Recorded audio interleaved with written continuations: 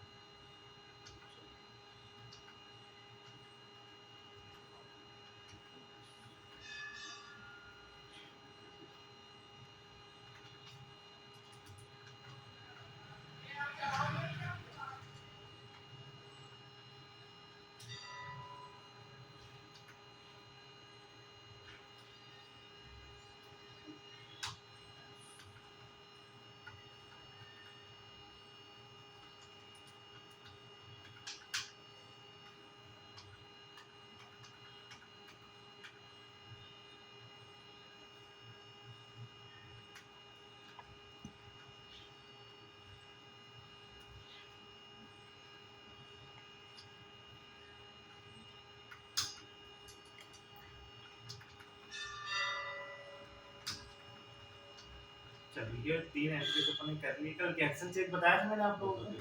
Banking में जाके check register में जाके यहाँ पे एंटर करो।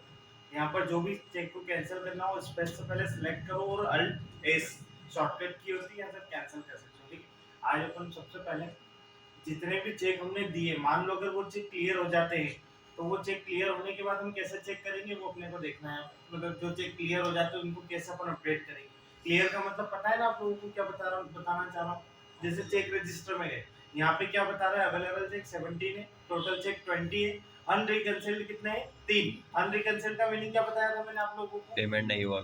हाँ मतलब चेक तो डिस्ट्रीब्यूट कर दिया है आपने लेकिन आपके अकाउंट से पैसा कट के सामने वाले के अकाउंट में नहीं गया, इसका मतलब अभी चेक आपका अनरिकंसिल्ड है, चेक क्लियर नहीं हुआ।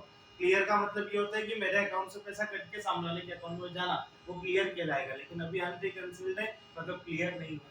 जब चेक क्लियर हो जाता है तो कहाँ पे शो होगा, रिकंसिल्ड में शो होगा, मतलब मेरे अकाउंट से पैसा कट गया और उनके अकाउंट में पहुंच गया।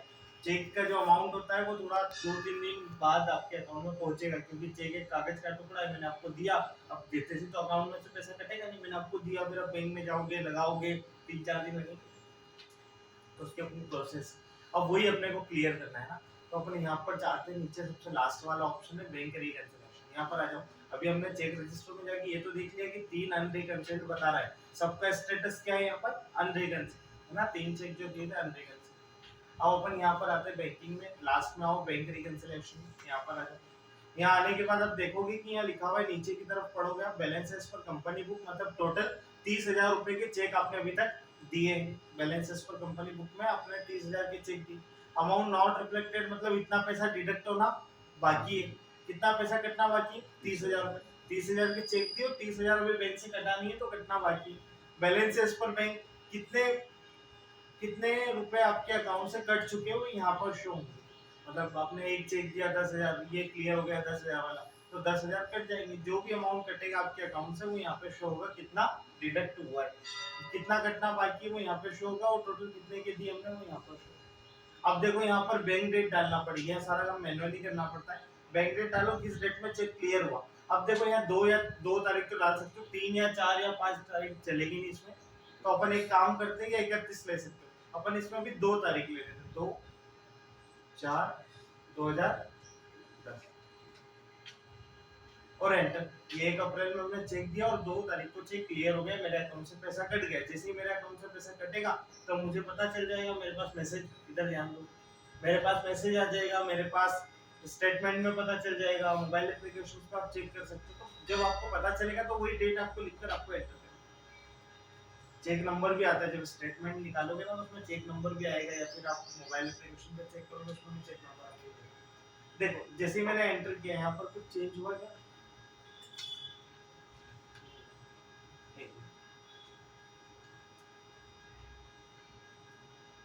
2 तारीख एक्सेप्ट नहीं कर रहा है इसमें बैंकिंग में, अभी इसको 1 में ही कर देते, पर आगे की डेट एक्सेप्ट कर लेगा, 1 में ही डालोगे कर लेगा वैसे।